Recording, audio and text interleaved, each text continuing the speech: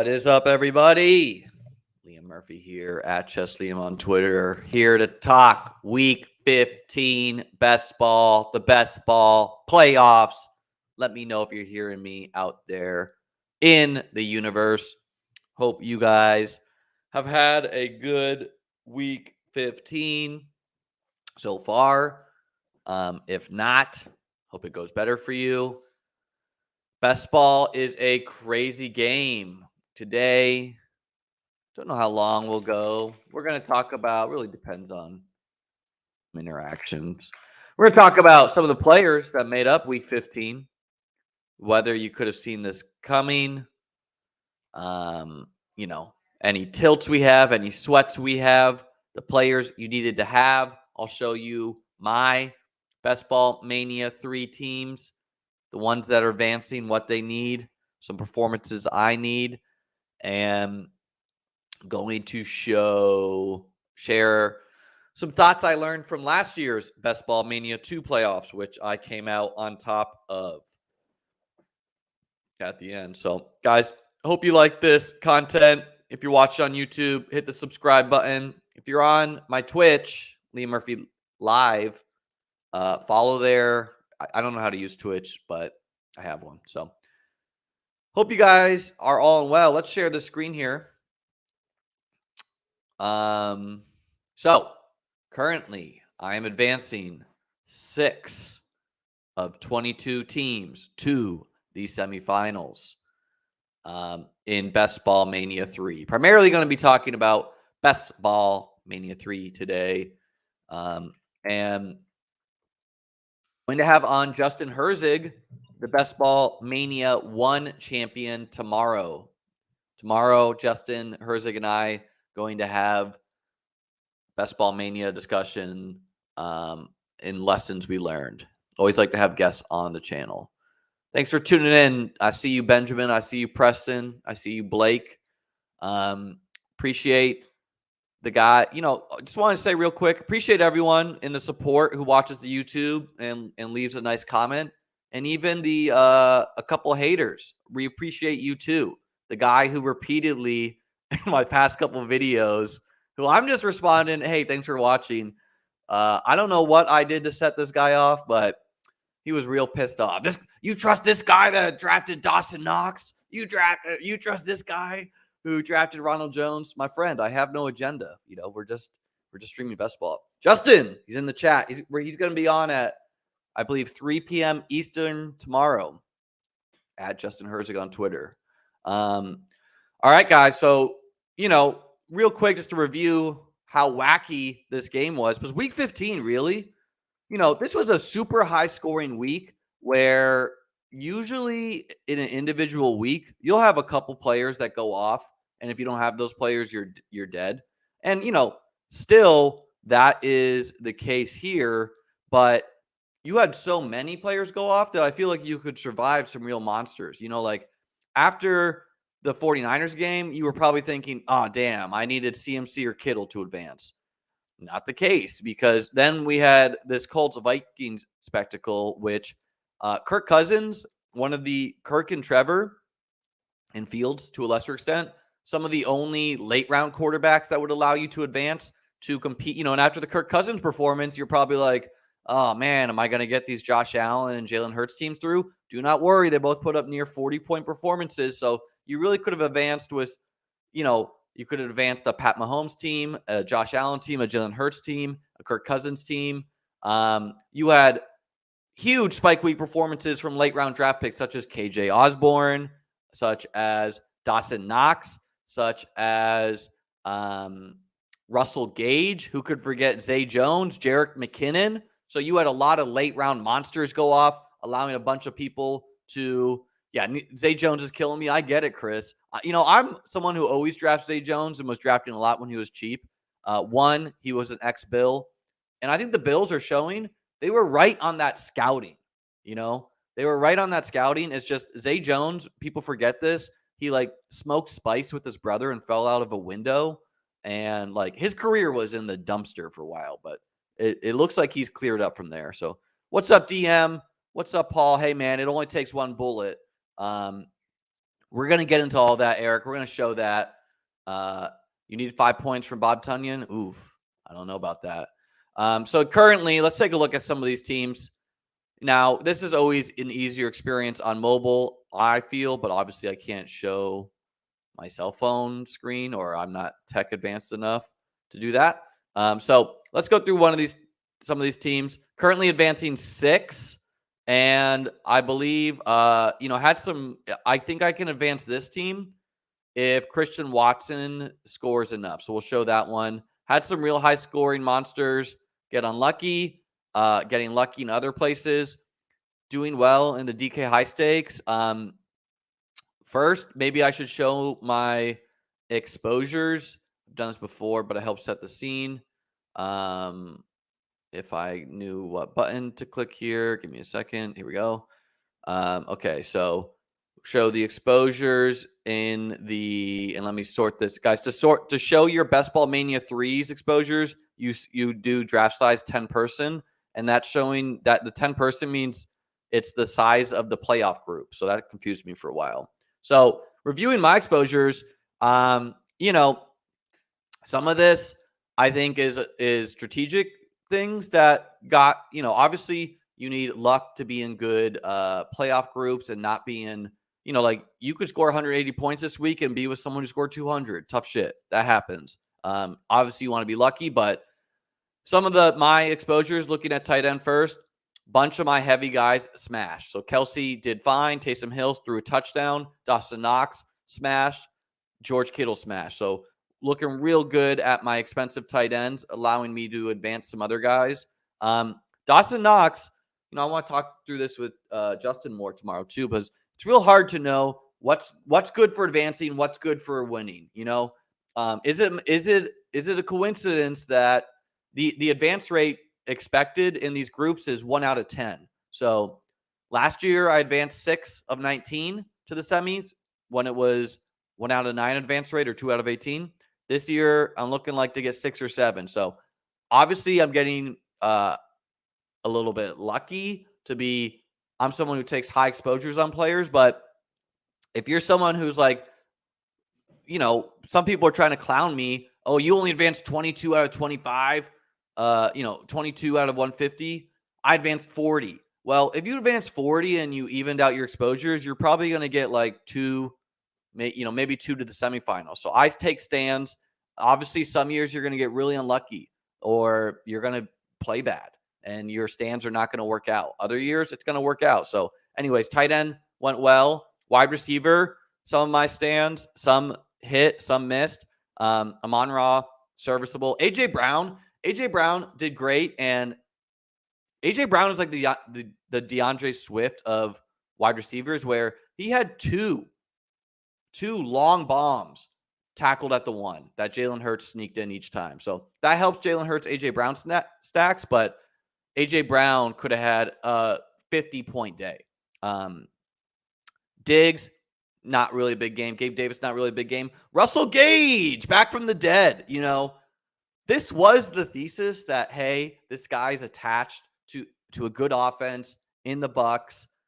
Scores 2 touchdowns. Now, I think Russell Gage has not been healthy this whole year, and that is a big part of it, because I thought he's actually kind of talented. But maybe I'm wrong, and we'll see what happens when Julio comes back. But I would like Russell Gage to continue getting that run. Obviously, he's done nearly nothing the whole year. Hopkins, nothing. Pierce, nothing. Ayuk, nothing. Kirk, fine. Marquise Brown looking pretty dead with Kyler out and Colt out. I'm Thielen, score a touchdown. Tyreek Hill, a fine game. Christian Watson still to play. Some of the other wide receivers, whatever. Running back, let's check it out. Singletary, nothing. James Cook, score a touchdown at least. McCaffrey, good game. Mostert, great game. Brian Robinson, all us Brian Robinson drafters, pretty unlucky there, where he scored that touchdown. And, we're not going to get into that whole debacle with Terry McLaurin checking with the line judge, blah, blah, blah. But tough break for us B-Rob drafters. Ken Walker, really excited to advance him in some spots, because I don't think he was fully healthy in that game. And 49ers are obviously one of the toughest matchups in the league. Jamal, nothing. Herbert should be activated next week. Dalvin Cook had a great game. Josh Jacobs, not much. And then quarterback, checking out my top guys.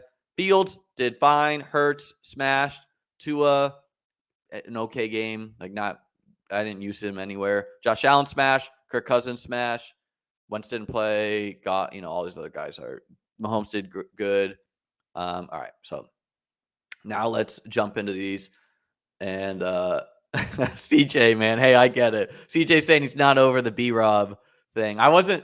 It's so hard to know. Like, what I tell myself is, rather than like saying an individual player, because hey, I got DK high stakes, I got BestBallMania 3s. You don't know what, like you can feel bad getting knocked out of a high stakes league where it's easier to feel like you're going to win because it's like, in the DK, for example, it's 1 out of 6, then 1 out of 5, then 1 out of 11 in the finals.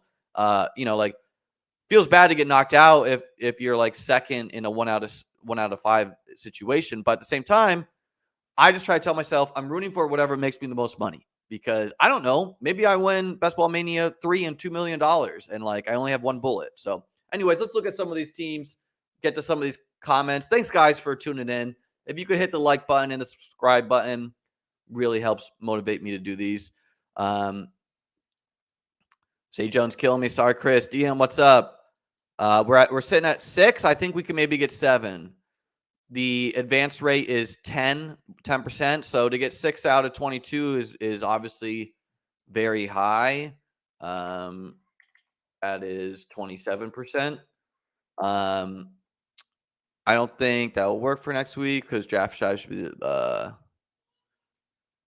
yeah, and guys, I've not done the math. Like, possibly there's like I've spot checked some of these teams, but I don't know. Maybe some dude has no quarterback points yet and a full Green Bay stack.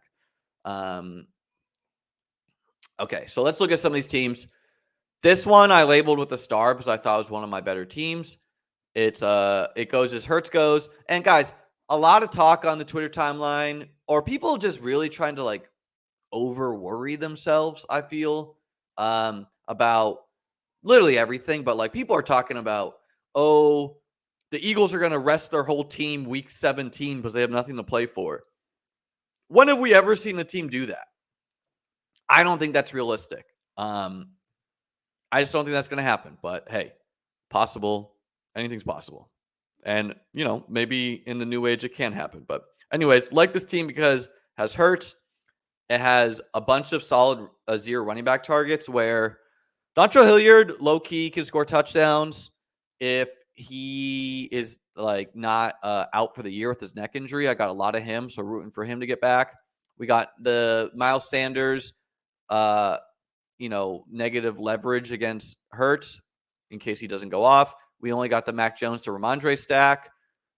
We got Singletary and Ken Walker. So a bunch of great running backs, just like missing like Jacobs for the stars.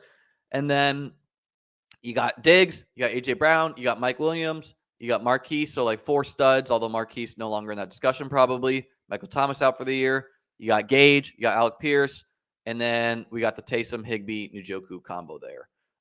And the big for this team is the fact that if it does advance, which I think it will. Like, I think I've checked out some. By the way, this guy I think is a high stakes grinder, but it would be nice because Diggs and Williams didn't have big games, and so advancing some low-owned stars who can score touchdowns any given week.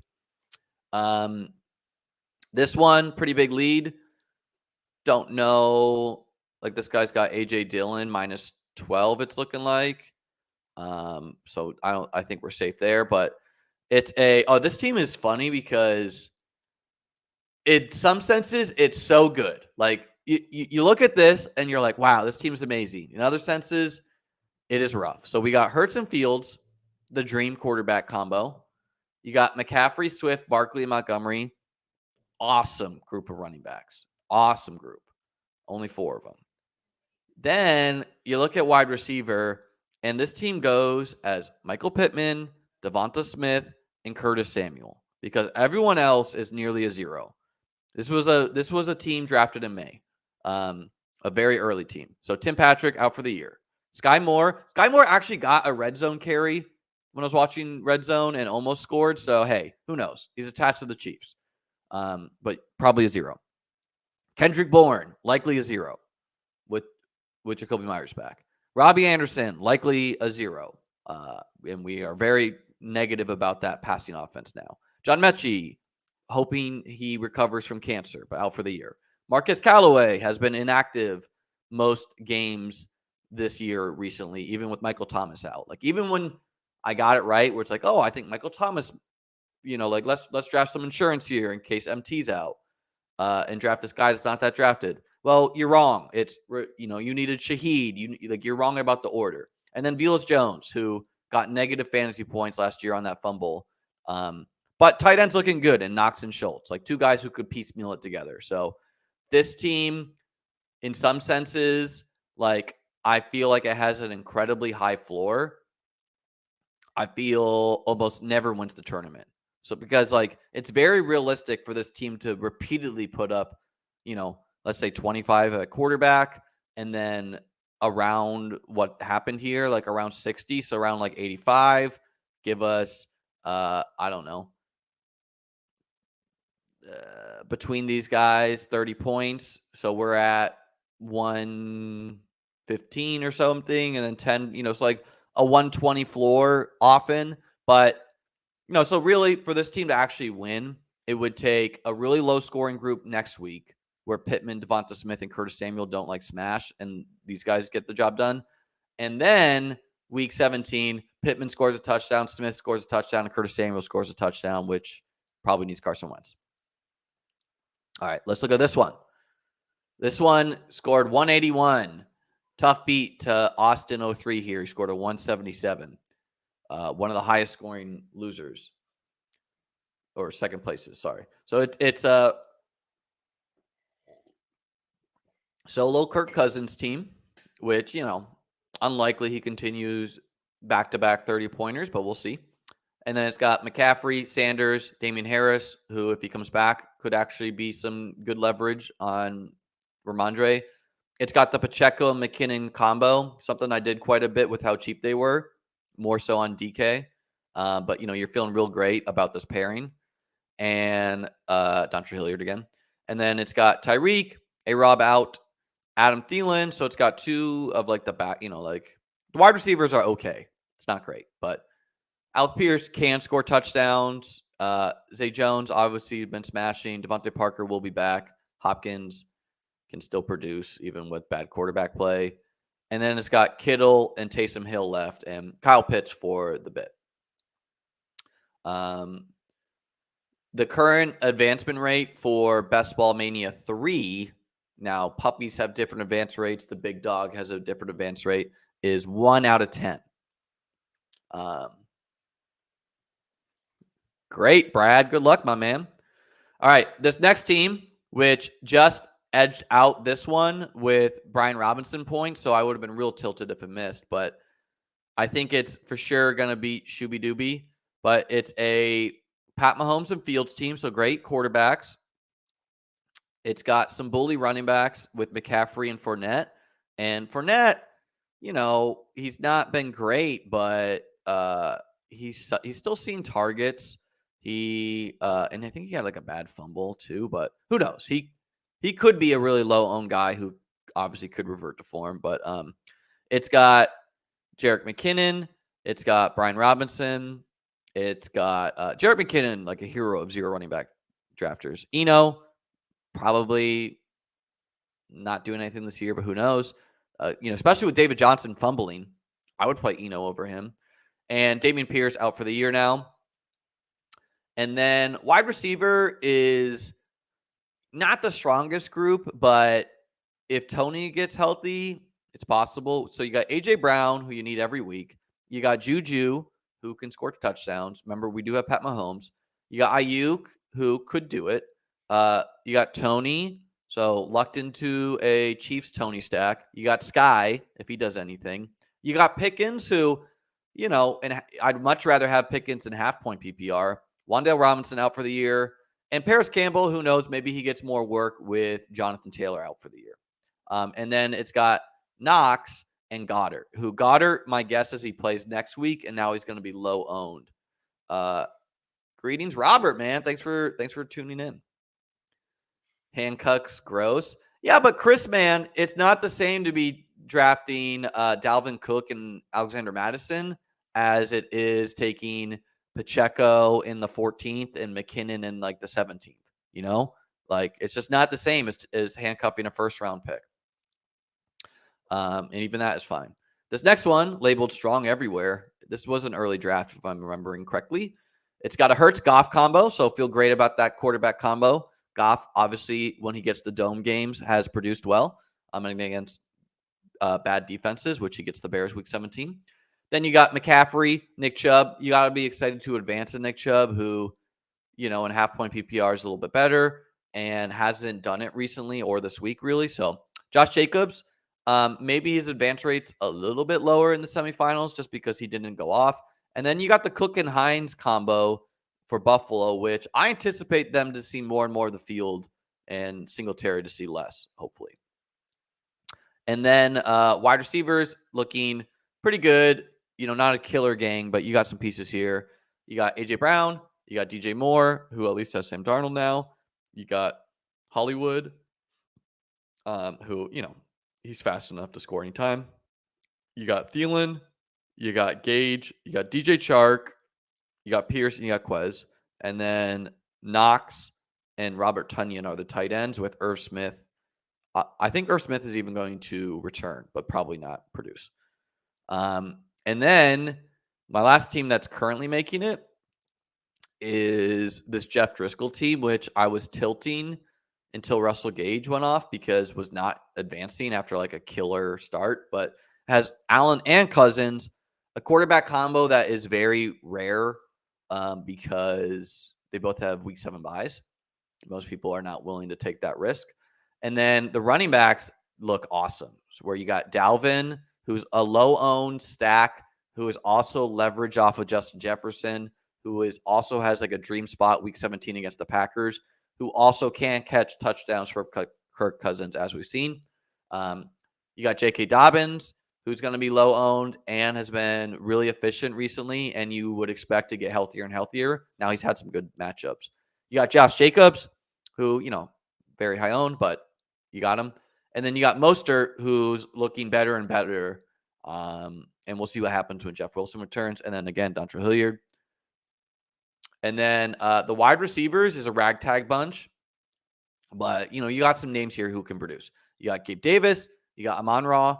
You got, Gabe Davis, always a better and best ball guy. Can score a touchdown any week. You got Amon-Ra, one of the smash picks. Hunter Renfrow, finally healthy and going to be a little bit leverage off of Josh Jacobs, who he played last week. So he's at least on the field now. We've seen him score touchdowns in the past.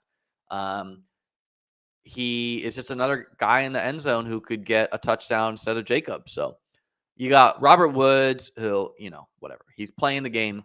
He could score a touchdown, but you're not optimistic about Robert Woods.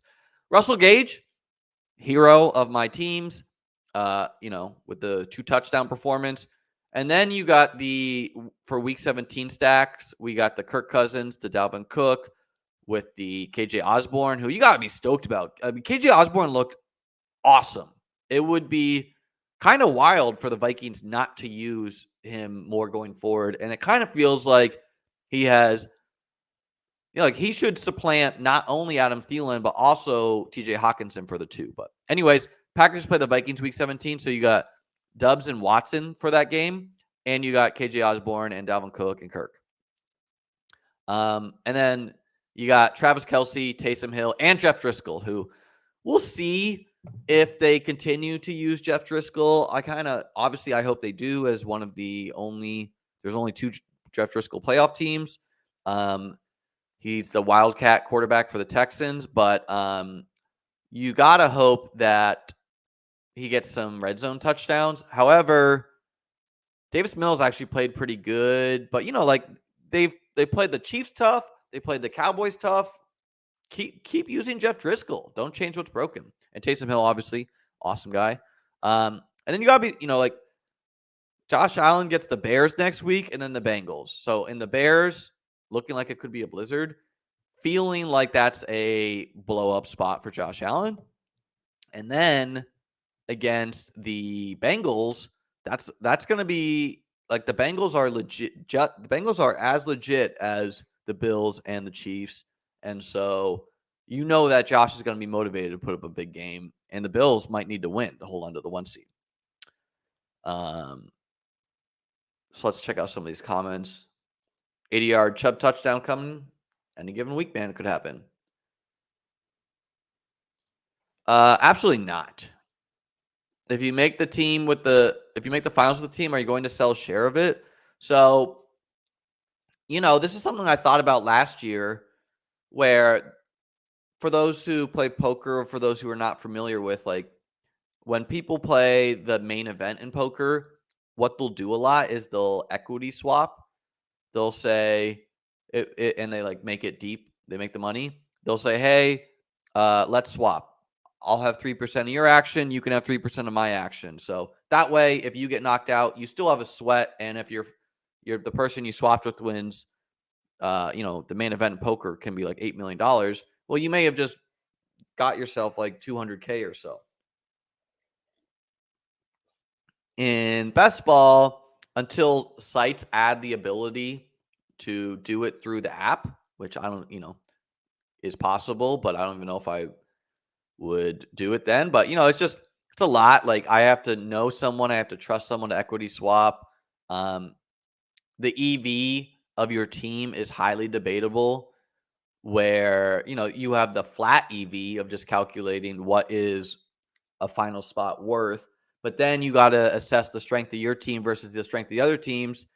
And so I don't know. Unless someone like blew me away with an offer, I don't think I would sell a share of it. I have thought, though, about maybe get up and running on Stake Kings or something like that for next year best ball, and selling action there for like high stakes tournaments. So I don't know. We'll see how that goes, Eric. Are any of your live teams from live drafts? No, I've labeled all my draft teams. So my solo draft teams, I don't think made it. I didn't do that many. And all my partner stream ones, I don't think are going to advance. But in DK, in a high stakes 2K league, I streamed that one on my channel, and I think that one's going to advance. And that one, so maybe is the answer. Hill plus Driscoll is awesome. Hell yeah. Yeah, I don't think they're going to arrest Justin Jefferson for the playoffs. Osborne got a lot of his points while Justin Jefferson was in the medical tent. Still a good go. Yeah, but I don't know. You don't just pop up for, what did he have? He had 157 receiving yards and a touchdown, and he almost had a second touchdown. I don't think you just pop up for 150 receiving yards and you're not some talent. But remember, this guy scored like 7 touchdowns last year or something.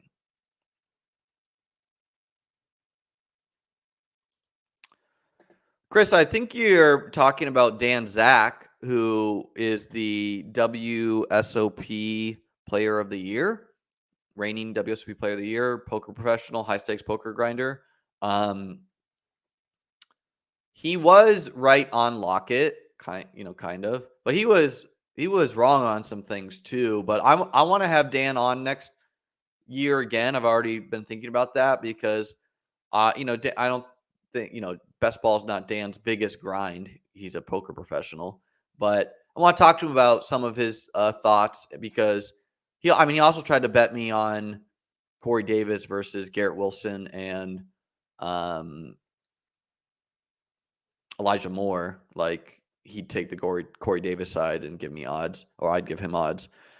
And I wasn't trying to book some sports bets with him. And he also said he didn't think zero running back could win it all, which I didn't agree with, and I don't think is right. But, a lot of my good teams are hero running back. So, it could be that it's just not worth running the gambit of looking through these teams, though. This is the only 0 RB team, I guess, that's advancing. The other ones are hero RBs, even if the RB is not helping. And, I'm excited to be advancing these Christian McCaffrey teams because he did well, but he didn't blow up. Okay, so this team could give me a 7th, and of course, I don't know if these 6 are locks. From what I've checked, it looks good. However, it's possible. I don't know. It's possible I could get buried by Aaron Jones and whatever. I know I need at least 10 Aaron Jones DraftKings points PPR to advance a high stakes team. So I'm rooting for 10, but best ball is so weird because you're I want 10, but I don't want 40 because who knows who's laying in the weeds. Anyways, as far as I can tell, I'm down 3.16 points on this guy with this really fun team, which I would love to advance. It's got Hurts and Mac Jones. I would trade this team for that team of mine that has only 3 wide receivers, but you don't get to make that choice. It's got Cook, and Robinson. So again, if Robinson scores, this team is already advancing. But it still has, luckily, the tight ends, first off, are Kelsey, Kittle, and Schultz. So this is why it's a fun team, because it's bully tight end. It's got Christian Watson. So Christian Watson minus 7.4 points. So basically, I need Christian Watson to score 11 points, maybe 10.5. Yeah, about 10.5 to overtake this guy. And because it's Christian Watson minus 7.4. So Christian Watson scores a touchdown. This team will be moving on to the semifinals. If he gets 100 yards, probably is moving on. And if it advances, it's a pretty fun team because it's got a lot of darts at wide receiver. It's, loaded up at tight end. It's got an anchor and 2 fun ancillary pieces. Who Robinson's giving you a solid 4 even. And then it's got Hurts. Let's look at some of these other questions. Yeah, I mean, they're definitely going to try to get him to go off. Fields is an interesting one. Hurts, I could see being first, second round pick.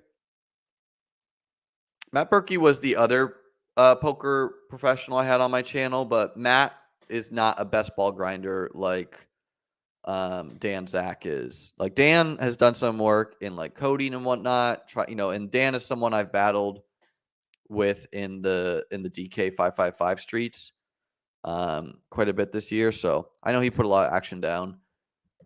Matt is not I just met Matt at a poker table and wanted to have him on. He's not he likes sports, but he's not a grinder.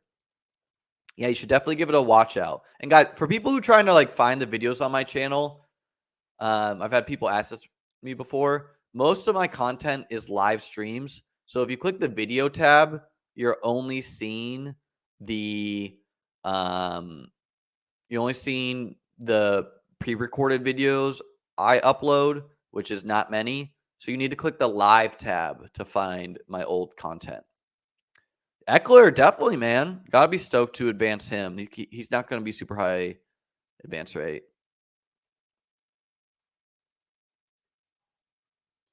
Yeah, I don't know. We didn't get too much into details, but you guys can go back and listen to that combo. Other than that, I think most of these teams are dead. Got a couple second placers that I don't think has anyone left to play.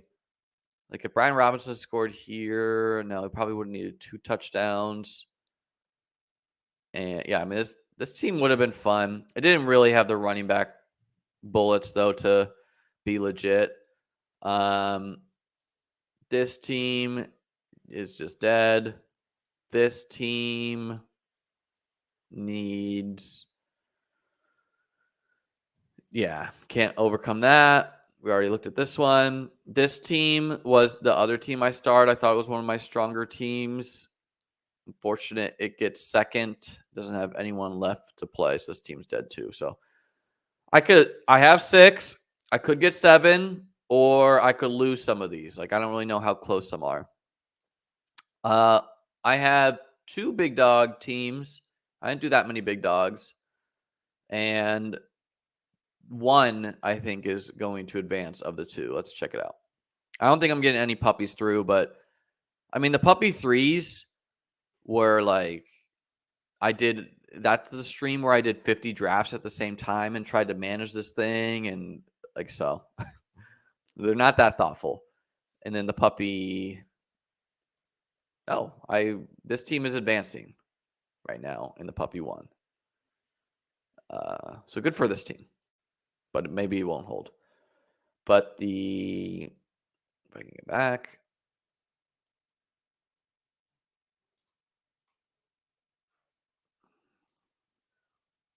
Okay, here's the big dog. So this is my team that's going to for sure advance, I assume. I mean, I did not, again, click into these teams, but I'm assuming they don't have only Green Bay players left. What do you guys prefer? Do you prefer how it is this week where the Monday night game really doesn't have that many pieces that are going to upset how things go? Like the players realistically who I think could change, who advances tonight is Christian Watson, Aaron Jones, and then, whoever else could catch a touchdown from Green Bay. Almost no one on the Rams side, do you feel like, is like the touchdowns could go to Tutu Atwell. The touchdowns could go to Cam Akers, who no one has.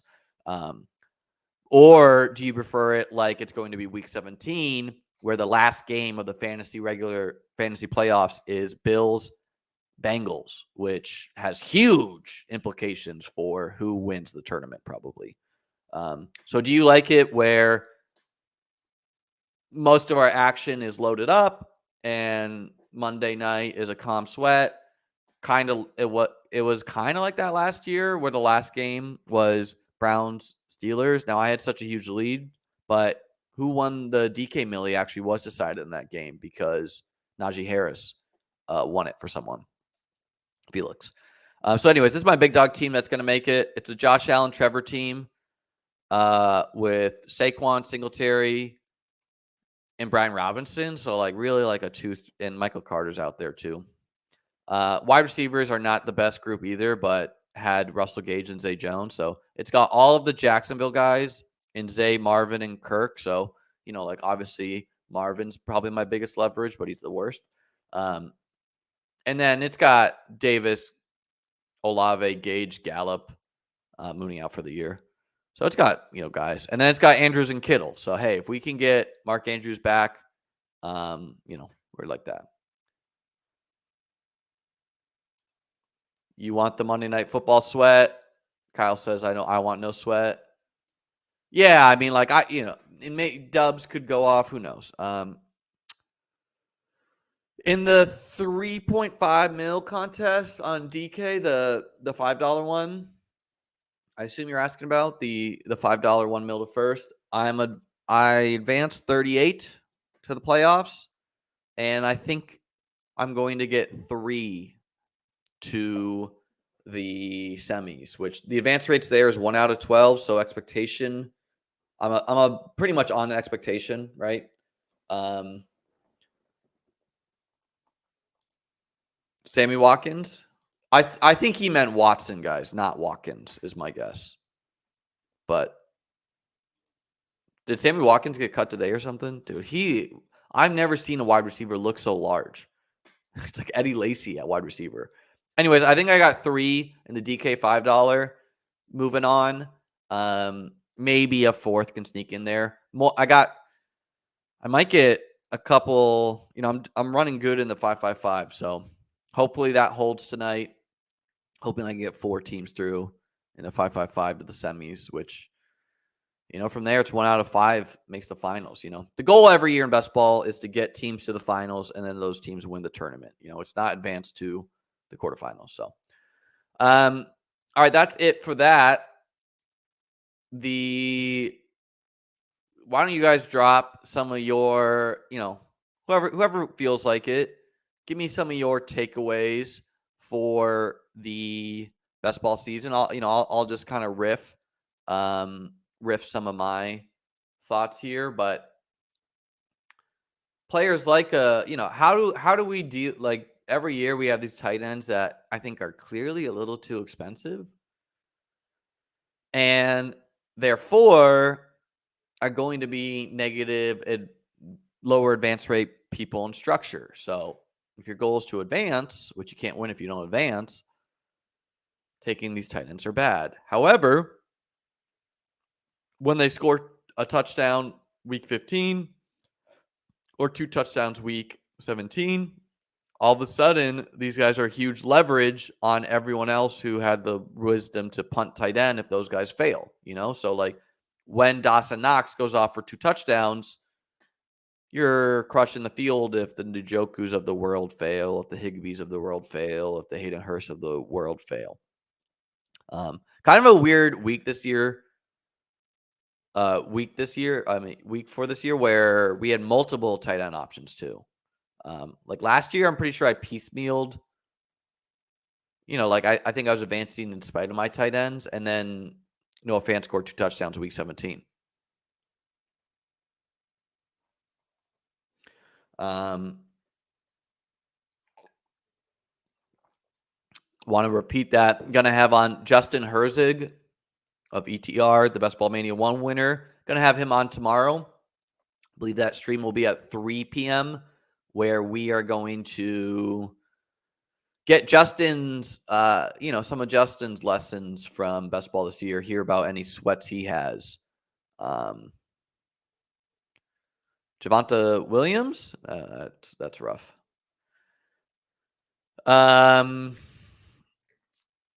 Yeah, I mean, I'm also not shocked I'm not advancing as much as the DK teams because I didn't get to on Underdog. I was taking my guys because I was rarely like multi-tabling. On DK, I was doing between 5 and 8 at the same time, so I was a little bit more diversified by nature, which therefore means I was not taking a bunch of my guys, and a bunch of my guys went off in week 15. No guarantee they'd do the same in week 16. That's why Best Ball is fun. Is the goal is not to advance. The goal is to build teams that can beat super teams. Did you build a team that can beat super teams? Did you get lucky in your playoff group? These are all part of it. Yeah, I mean, if someone wanted to say taking Knox and Kittle were bad process, bad picks, kind of were right. However, those are some of the 2 dudes you needed week 15 when the money matters. So I think it was good process to take these players, even though I knew and said many times in the regular season or in the offseason, I knew I was being risky with Knox, and hey, maybe you just got to feel it in the bones. Like, why was I selecting Russell Gage so much? Because he's going to go off in the playoffs. You just gotta feel it sometimes, a little bit of a feel too. All right, let's get to some of these takeaways people are giving. It's not easy, Brooklyn. Good luck to you though. I like that name, Brooklyn. That's one of my students. It's not easy. I mean, hey, you thought this week was hard. Next week, it's 1 out of 16. And then you make it, you got to beat the best of 460 super teams. Not easy. And hey, you make it in DK, you got to be the best of 966 teams. Insanity. Wish I took more 3 or 4 tight end teams. Yeah, Ben, I want to think through this more because last year I did a lot of 2 tight end teams where it was either take an expensive tight end and then take 1 late and middle, or take 2 of the middling guys. The middling guys last year were the Noah Fants, the Mike Gesicki's. This year, I did way more 3 tight end teams, and I did more 4 tight end teams with the thought that it's not, it's not great for advancing, but for the playoff brackets, if you get the tight ends that fall into the end zone, the other people can't, you're making up points on other people.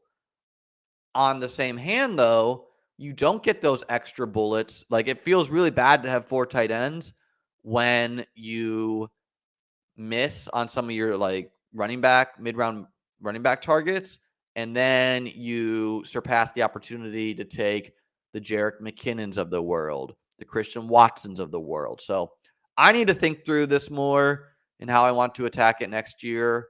But in general, I do like more tight end. Like even I was doing 3 tight ends with Kittle and Pitts because I viewed them kind of as like touchdown dependent guys with high ceilings, not consistent dudes. Like a Kelsey is a consistent dude. This question kind of goes with what I just said right there, but I need to really sit down with this question and think. I feel like I learned a lot and feel like I'm going to be better every year. And I'm going to be even more thoughtful next year, but we'll see. Yeah, the goal is to advance and beat the super teams. Absolutely. It's to build the best team in the world. Is it if you get the one lone pairing of Christian McCaffrey and Justin Jefferson somehow, I don't know. Would you rather have that one team or would you rather have 10 teams that have Kelsey and Saquon, Kelsey and Dalvin Cook, like whatever. Like I'd want the more unique combo. Yeah, I got a Waller DK team in, but no Waller underdog teams. And yes, any tight end like Waller, super high leverage spot. Mackenzie's takeaways are fewer 3 quarterback teams, more 3 tight end teams, maybe even some 4 tight end teams. Guys, if you want me to pull some of your favorite teams up on screen here, DM me at Cheslium. Send me your favorite. We'll just do one team per person who DMs me. But DM me your favorite BestBallMania 3 teams on Twitter, and I'll pull some of these up on screen so that we can take a look at them if you want to show off. Doesn't matter if they can't beat the super teams if they aren't in the finals. Yeah, a little bit of that's luck, a little bit of that's strategy. Drafting quarterback next year is going to be miserable. Got to draft more 3 tight end. Yeah. Did you do Best Ball Resurrection? I did not. I was so burnt out from the draft process because I got hundreds of teams down that I wasn't. Knox was a reasonable pick. I thought so, but I knew it was high risk. I knew Gabe Davis was high risk, where I thought he had a low floor. But he has a high ceiling. Kyle's takeaways: value starting running backs going in rounds 6 to 9 more. Less confidence in running back player takes than wide receiver. More late round tight end with 3 or 4. Yeah, I mean, some of what Kyle's saying you'll see in my exposures naturally, where especially the less the more confidence in wide receiver. I have higher exposure to wide receivers because it's more of a talent-based position to me, where like I want the ones that are good on good offenses. I'm not just like taking random darts there because it's not often a random dart from the Pittsburgh Steelers is a guy who's advancing you. Is it reasonable that a random dart attached to Josh Allen, Pat Mahomes, Tom Brady, Joe Burrow, some of these guys who throw could? Then yes. Sent me one. Great. I'll check him out in a second here. Well, yeah. I mean, we also who's this? Dawson Knox's brother died right as the season started, and he went through some injuries. So, reasonable that it took him a while. There's one comment earlier I wanted to check out. Missed Benjamin to start here, but tough, man. It's a tough game. Hey, thanks, Benjamin. Yeah, hit that like button, hit that subscribe button. Let me check out these tweets and pull up some. Okay, we got one from Kyle. Let's pull this up.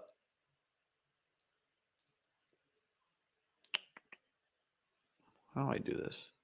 Open image, a new tab. That's how we do it. And we got 40V.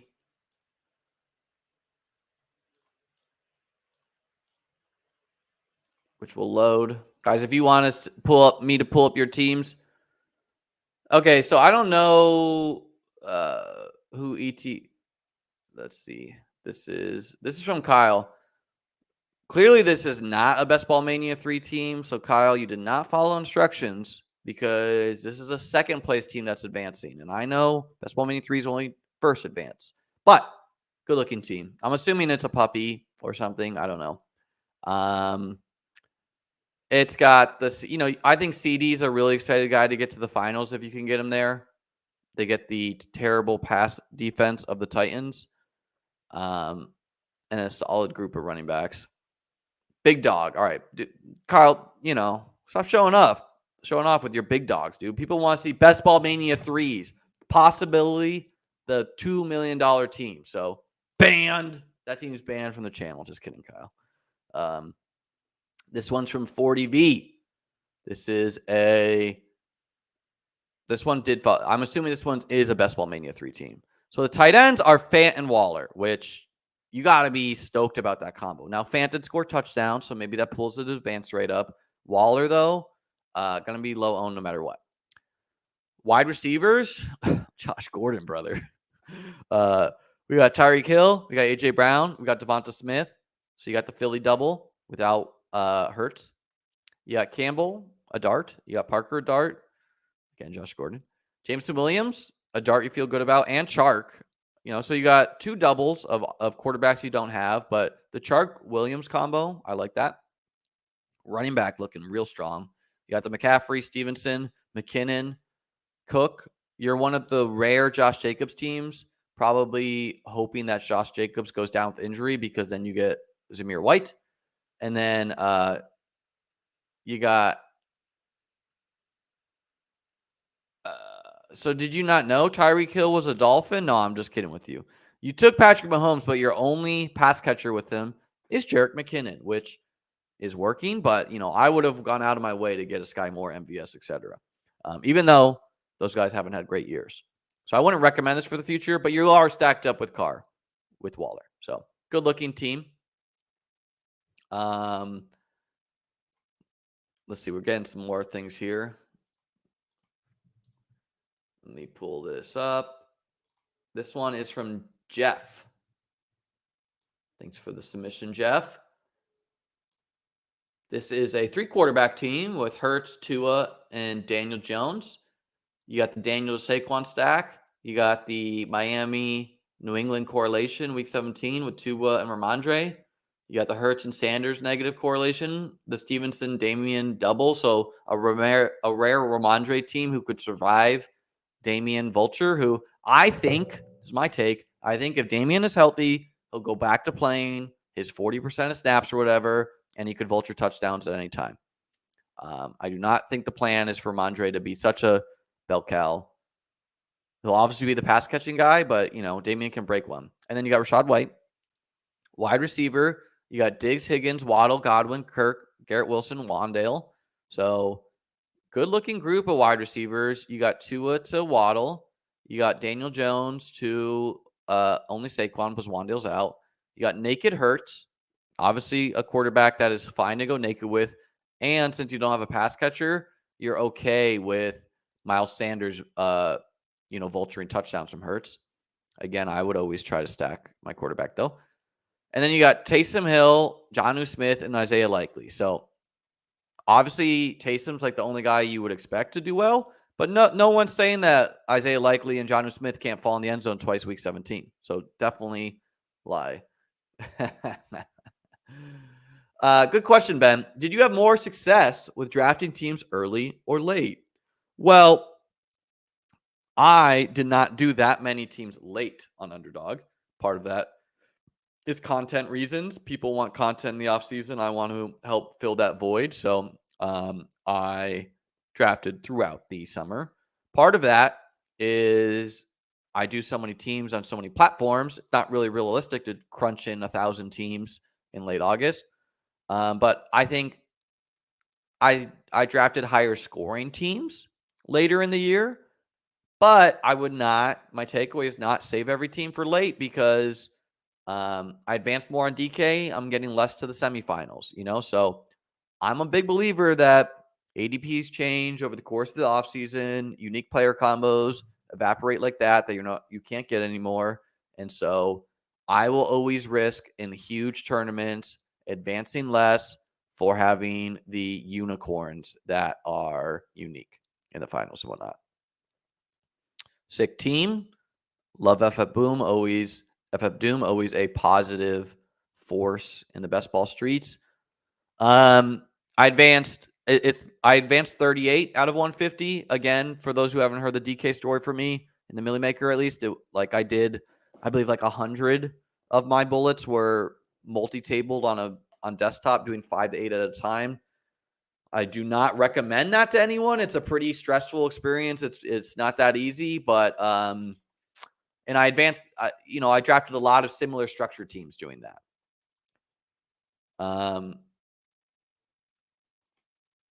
Great question, Kyle. And this is something we'll talk more and more about. By the way, guys, you want your team pulled up here, feel free to send me a DM. I'll pull up a couple more teams here. At Chesleyam on Twitter. Kyle said, you said advance rates don't matter much, but do you have takeaways on how to optimize for finals? So, they obviously matter, right? But someone who's thinking they're hot shit because they advanced 30 out of 150 rather than 20 out of 150 doesn't really understand math that well. I sat down, I did the math of, let's say you advance, what's the expectation you get a team to the finals? How do you optimize for the finals? Kyle, I think, is a debatable thing. Obviously, I think part of the story is week 17 game stacks, targeting the right games. I think it's, and people when they hear that, they always think it's like a player on one side and a player on the other side. I think it's targeting the offenses and blow up spots. So I think it was reasonable to look at the Lions and be like, this is probably a bad defense. This could be a blow up spot. You're going to be wrong sometimes. For example, I thought Jets Seahawks was maybe a blow up spot for both offenses. It's looking right now like it's only a blow up spot for the Jets pieces because the Jets defense is strong. So maybe not as big a blow up spot for the Seahawks pieces. I think it's possible, it's optimal for finals purposes to take someone like a Dawson Knox, take someone like a George Kittle, who's probably drawing thin to be the highest scoring player from the round you take them because they're expensive.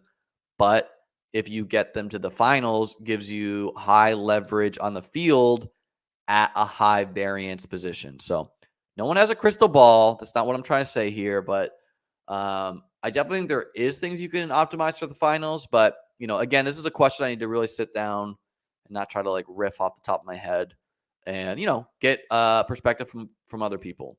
I do not believe, which a lot of people try to do, is a lot of people try to say, we don't know anything, just try to get a bunch of bullets on goal.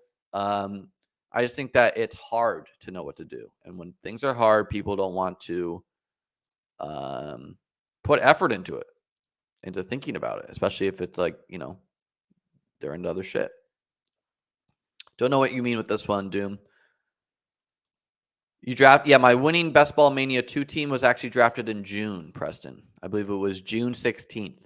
So contest opened in May. The winner was drafted in June. The winning highest scoring regular season team this year was drafted in July. That was this year. What if you advance X over X finals team? Advance rate does matter somewhat. I don't really know what X over X means, but both matter. Yeah, I mean, look, I think there's strategies that advance more. There's strategies that can lean into variance, which can either work out or fail. Oh, I think I'm getting three of the 38 into next week. So that's mathematically expected, 38 teams divided by 12, about 3. Maybe 4. I had one that ran bad, 2 actually friend of the channel, Rob Coakley, and if Brian Robinson scored that touchdown, I think it actually knocks him out. I think it scored 195 points and he has 201. So Yeah, unique player combos is also, I think, optimal for finals, but you have to think about this tastefully, in my opinion, because if who players are going to fall and rise naturally, but I don't know. We're not going to do too many best ball lessons on this stream. Save that more tomorrow with Justin. Before we get out of here, let's build a DraftKings showdown team for tonight, or maybe a pick'em team, pick'em lineup, and let's crowdsource this shit. So, oh, and guys, I'm someone who does not. I try to bet with my best ball teams. Some people trying to leverage, do negative leverage on their best ball teams. Yeah, me too. Actually, Chris, I want to take I take big stands, but I want to take even bigger ones. I think. Anyways, who's got my captain? First comment to say Captain Blank. We're rolling with it.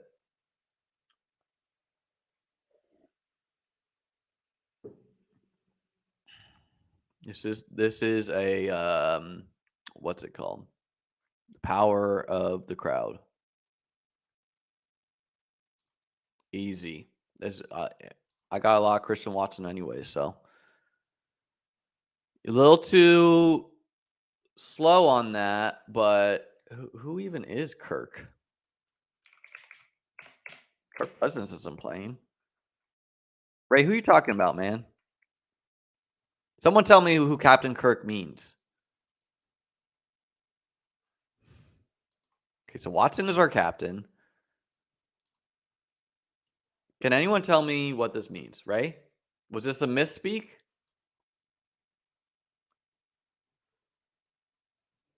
Star Trek. Okay. Oh, all right, guys. Ray's got the dad joke, but that is actually high key funny. Next name, we got Rakesh. Rakesh, what's going on, my man? We're gonna throw in Rogers here. And is this the Rakesh I worked with, by the way? If so, what's up, Rakesh? And Skrawneck, a name that was thrown out. All right, guys, we got 6,900.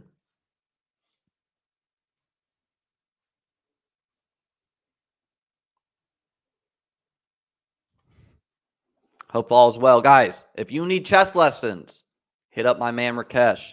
He's an international master, a man of many talents, a shining light in the Indian chess scene. Just a great fun guy. Packers D double trouble. All right, guys. We got 7,900. Tutu Atwell, Chris giving Rakesh some love. Okay, we got 1140. We're not playing Aaron Jones. That's too much. Too close to the. We want to get unique. So we are allowed to play Cam Akers and down. So, or even Baker and down. So we're gonna leave some salary. So you guys give me a name here. It could be Baker Mayfield. It could be Cam Akers. It could be Lazard, Dubs, Van Jefferson, Higbee, A.J. Dillon. You could play the backup quarterback narrative. I'd even play Jordan Love. Okay, we got Dubs, Lazard King, Baker, and Smoke a Dub. Now, Smoke a Dub pulls at my heart. So I kind of want to go with that one. It was the first comment, too. Lazard King is hilarious and a tribute to recently cut Sammy Watkins, who is even in this player pool. But they plan to waive him. So, because for those who don't know, you gotta look up Sammy Watkins Lizard King. We're gonna go with Dubs though, because that's what the chat gave us. So guys, do not dupe me. You do not want to share this with me and my channel. If you are going to dupe me, though, what I recommend is you actually just enter 150 of this team. And so people wonder if you have the crystal ball. So enter that. And, just if you like the team, just build a variation of it. All right. Anyways, guys, we'll be back tomorrow for sure with Justin Herzig of Establish the Run, BestBallMania 1 champ. Please hit the like button, hit the subscribe button. Would really help me out with my goals. Drop a comment in the YouTube chat, positive or negative. Shout out to that one guy who defended me, to the dude who keeps on hating on my videos. Anyways, guys, have a great day. Let's advance some teams tonight. Good luck, everyone. Someone listening to this video right now could be the $2 million winner. And I want to say, I want to be the first to invite. If it's not me, if the dream is dead for the back-to-back, I want to invite you on my channel. We'll talk about your team. All right, guys. Have a great day. Tell your families you love them. Drink some water. Go out in nature. Get some walks on. Eat healthy. Do all those things that help us out. Peace.